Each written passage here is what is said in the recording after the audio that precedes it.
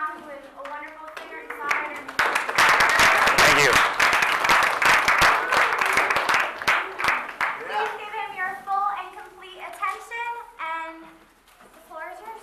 Well, thank you, Ms. Testa. I recognize a few of your faces just from, I think, around in the area. I'm from here, of course. I went to Southwestern High School, but my old man lives down in Stedman, not far from here in the country, and when I'm back in town, that's where I live. So I call anywhere around Lake Chautauqua home in these days. And I've written a lot of songs about the area. It's kind of close to my heart, and I try to spend as much time around here as I can, although I now am based in Cleveland, Ohio, where I have a house, and play pretty much throughout the Midwest between Chicago and Buffalo for the most part. But in April I was down in Florida and Charlotte, Atlanta, New York City. But certainly regionally, this is kind of the center of where I travel the most. I was just a guy like you, probably when I was your age, thinking about what I'm going to do with my life. At one point, I wanted to be a veterinarian, and I wanted to go into business, and I wanted to be a lawyer, and never really knew. And music was always kind of a side hobby for me, just more of an interest than I ever thought it would be a career. So it's sort of strange for me still that I find myself still doing this and making a living at it today. But it's a labor of love for me, and it's something I don't see myself ever moving away from at this point, not at least for a side project, as a hobby at least. But I went to college at Miami University in Ohio, and I studied finance there. And it was then that I started picking up the guitar to play kind of for money, I guess. I started playing when I was in about 7th grade. A bunch of my friends were into, at that point in our lives, you guys weren't born yet, but it was a lot of kind of Motley Crue and Bon Jovi and stuff on the radio, looked sort of like the glam rock metal stuff that I was into at the time. So I bought an electric guitar and took some lessons, and I played in my 8th grade band. I think we called ourselves Sapphire, was the name of it was a terrible band, but it was a lot of fun.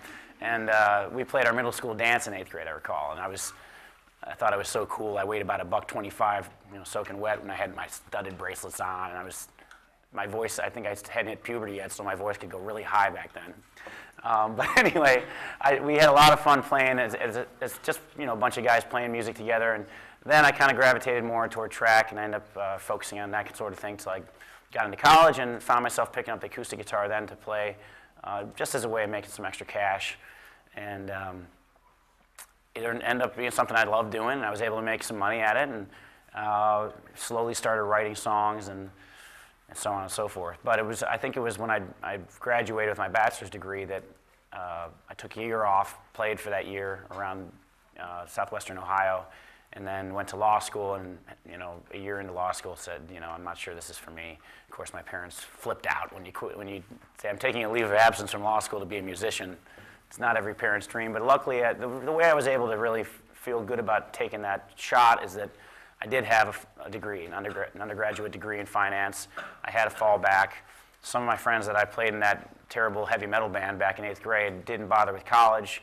They were chasing the dream, and determined to make it as professional musicians, which, as I'm sure many of you know, is not any easy deal. And it's sort of like saying I'm going to be a pro football player. It's just the odds are stacked. So for me, it was the fact that I got my degree, I was able to take a year and try it. I never knew if I was going to stick with it, but I moved down to Charlotte after I quit law school and started writing songs, started playing gigs, and learned quickly that playing the gig is the easiest part. It's basically the sales job of going around to venues and knocking on doors and having a professional press kit, being ready to give a spiel really quickly to these bar managers and owners because they're all racing around, never have time to talk to you, and they're annoyed that you're even there in the first place. So you try to get your foot in the door, and I learned that doing this yourself is not easy, but luckily I was young and resilient, and I kept on about it, and eventually, starting up making peanuts, I was able to build the number of venues I was playing, start branching out different areas, and over time it's gotten better and better and better. And I think I still recall the first time I ever played in front of people through a microphone anyway, other than my family, was over at Webb's. I think it was a summer night, and my friend Bill Ward allowed me to come up and play a few songs, and I still remember it. I got up and I started the intro to like Margaritaville or some song everyone's played a million times, and determined I was out of tune, so I stopped. Said, hold on, I'm going to retune. I remember Bill pulling me aside after and saying, "You sounded great. Don't ever stop once you start, even if you're out of tune. You know, you got to play through." So little lessons I've learned, and it wasn't long after that I played my first show where I actually got paid, and I think I was dry heaving in the bathroom for an hour before because my nerves were so freaked out, about it. But like anything, once you get going and you do it a few times, it got to be something I was able to be comfortable doing in front of a crowd. But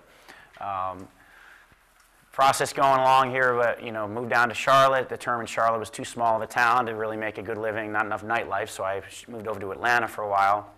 Still in the meantime, driving back to Buffalo and Ohio every few weeks to make the money that I was making there was a lot better than down in the Southeast. I was still establishing myself. So I put a lot of miles and really drove a ton, but I was determined to make it work. And when I was in Atlanta, I remember that I'd been writing some songs. I didn't really know if they were any good or not, but just was sitting around songwriting. And one of my friends who had a studio in his home, was also a musician, said, "Hey, I kind of like that old beat-up van you're driving there. Would you be interested in trading that to me for some studio time? You can go in and cut a record."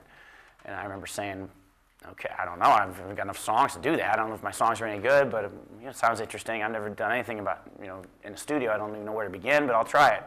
And he said, "Okay, well, this is Aaron Thompson. He's the engineer in the studio, and he's going to be your producer." And I remember thinking, okay, what does that even mean? What does a producer do?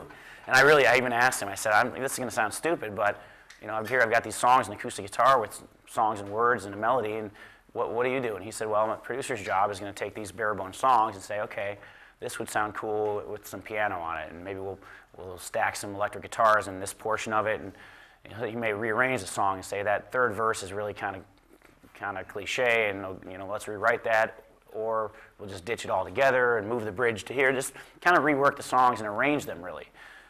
So he kind of ran the show, and I learned quickly that it was very important to get involved with people that knew what they were doing in this process to kind of help me out. And I also didn't know how the songwriting worked, that if I write a song with an acoustic guitar and it's something I'm playing in front of you, do I write the bass line and the drum line and the stuff? Do I have to write that, or do they get credit? And what I learned is that I could write a song, words and melody to music on acoustic guitar or piano or whatever I chose. That's my song. Whatever, if the drummer comes up with his drum part all together, still my song. He's not one of the writers now. Because we can go through and recut that song, and a year later with a completely different drum part, still my song. So what I've learned is I don't write all the parts that everyone plays. Sometimes someone might play something, I said, "That's pretty cool, but can you play it a little more this way?" Or, "You know what, that piano it doesn't sound so great, let's move you over to an organ and try that on a B3 organ or something." So the little things I learned about the whole recording process, it's so important to get involved with people that are great, but it's kind of a shame sometimes if someone will come up with a really creative, cool electric guitar part in a song, and he doesn't really get credit for the songwriting, which seems to me like, geez, that's a big part of the song. But as it works, unless you do it, like a lot of bands like U2, I know, and sometimes you'll have a band where the lead singer will write all the songs, and everyone else just plays their parts, or the bass player write the songs.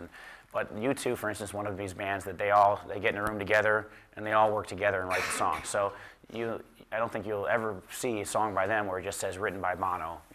They always, and that's important because that's how you get paid in this business. The songwriters get the bulk of the pay. If you ever hear a song on the radio, the band, when there are royalties that are paid for every time that song is played on the radio. And those royalties they're collected by these writers' organizations called BMI or ASCAP, one of the two. And I'm a BMI writer.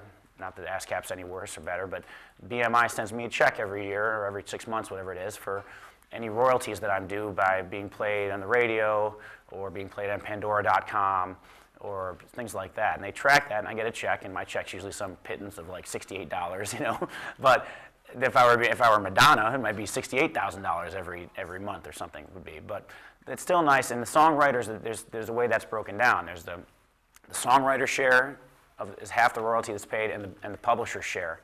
And a lot of record labels, when you sign with a record label, they want to have a share of that publishing right, and that gives them half the share, some rights to the songs. If they want to have it printed in sheet music and sell that at the local music store, that